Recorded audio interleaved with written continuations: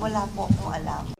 Ito ang binigyang diin ng aktres na si Maricel Soriano nang humarap siya sa pagdinig ng Senate Committee on Public Order and Dangerous Drugs. Kaugnayan ang pagkakadawit ng kanyang pangalan at ni Pangulong Bongbong Marcos sa umano'y confidential PDEA documents na inilabas sa social media. Alam niyo po, first time ko lang po talaga na makatanggap ng imbitasyon na humarap sa Senado. Nakakakaba at nakakatakot. Sa totoo lang po, hindi malinaw sa akin kung bakit po ako naimbitahan sa hearing. Nagtataka lang po ako dahil lahat po ng tumestigo dito ay nagsabing hindi na-verify ang impormasyon ni Mr. Morales. Kabilang sa mga tinanong kay Soriano ay kung pag-aari niya ang condominium unit na nabanggit sa umano'y pre-operations report noong 2012. Ma'am, sa mga nag-viral na dokumento na nagdadamay sa pangalan mo, sa tingin mo ba may katotohanan ang mga nasabing dokumento? Sa tingin mo? Una po, hindi ko alam yung tungkol sa mga dokumento. Wala po akong alam. Wala. May property ka ba sa Rockwell? Ikaw ba ang nagmamay-ari ng unit? Sa'yo yon. Opo. Hanggang 2012 po, nabenta ko na ho yun. Wala na ako doon. Naungkat din ang tungkol sa aligasyon laban kay Soriano ng ilang dating kasambahay. 2 former household workers who lodged a complaint of serious physical injury against Maricel Soriano stated that they decided to flee from the actress condominium unit also because of her alleged cocaine use. Ano po masasabi mo dito sa balita na ito?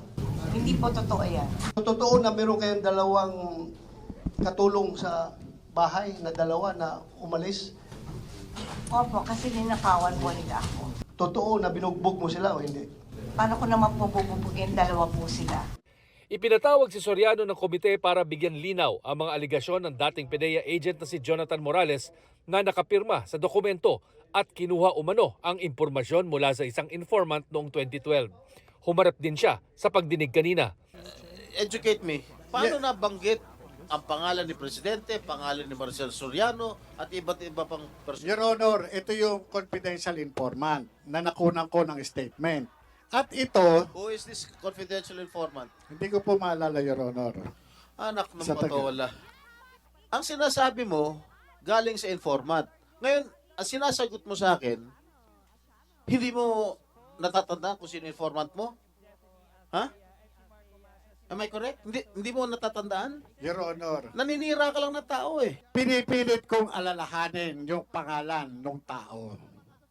Ang ilang senador duda sa kredibilidad ni Morales. Hindi nga galing sa kanya yung dokumento, galing pa sa isang informant na ayaw niya pangalanan, wala tayong, paano yun? Hindi first hand information. Pero iba ang pananaw ni Senador Bato de la Rosa.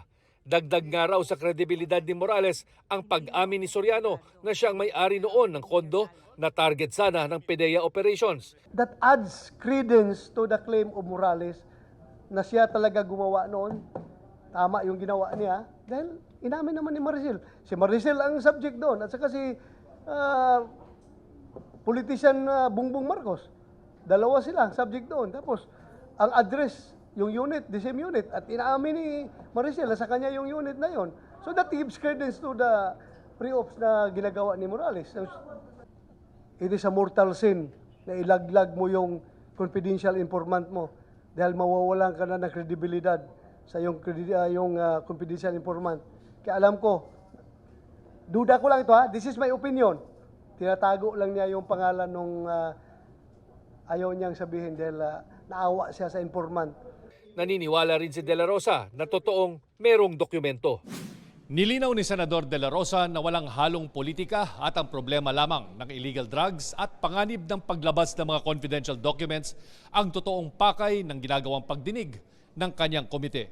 Dati nang itinanggi ng PDEA na may ganong dokumento. Si Pangulong Marcos naman nauna nang tinawanan ang pagkakadawit ng kanyang pangalan sa umano'y PDEA documents. Para sa GMA Integrated News, ako si Chino Gaston, ang inyong saksi.